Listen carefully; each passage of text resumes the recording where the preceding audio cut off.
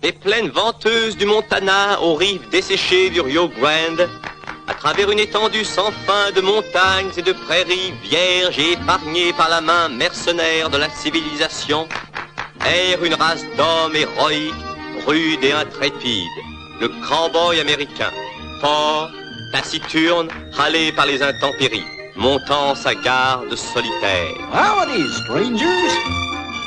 Ce pittoresque cowboy du Far West a son équivalent dans le gaucho de l'Amérique du Sud.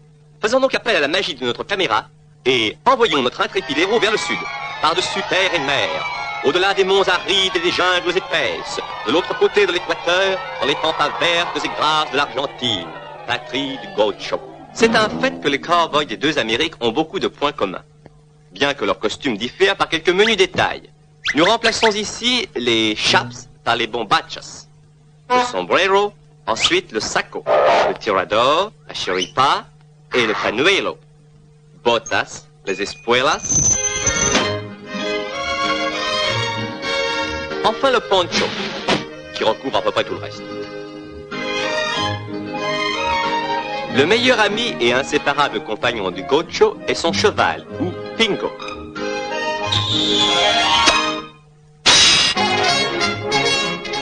Vite, le gaucho s'empare de son lasso. Le faisant tournoyer au-dessus de sa tête, il passe adroitement le nœud coulant au cou du cheval et dompte aisément cet animal fougueux avec l'aide du pilier de dressage, ou palenque. Grâce au palenque, ou pilier de dressage, le cheval est bientôt maîtrisé et prêt à être sellé.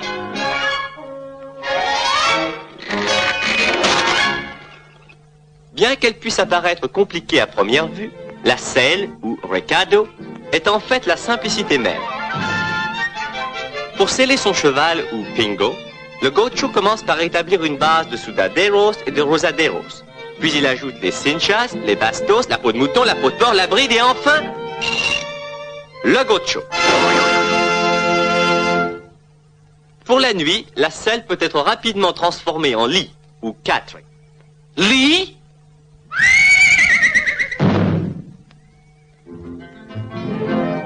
L'un des divertissements favoris du gaucho est l'assado, ou grillade argentine. Sur un feu en plein air, on grille d'épais et juteux beefsteaks. Et mes amis, ça vous fond tout simplement dans la bouche. Guacamole! La façon de manger du gaucho peut sembler simple. En fait, elle demande une certaine pratique. On tient le pain et la viande d'une main, le couteau de l'autre. Remarquez l'action du poignet et du coude dans cette succession de mouvements bien rythmés. 1, 2, mort, coupe, marche. 1, 2, mort, coupe, marche. Et voilà le régime qui donne au gaucho ses nerfs et ses muscles d'acier. Et maintenant, voici les boleadoras, ou bolas. Les bolas se composent de 3 boules d'acier recouvertes de peau. On les utilise souvent pour capturer cet agile oiseau des pampas, l'autruche argentine, ou avestruz. Contrairement aux autres membres de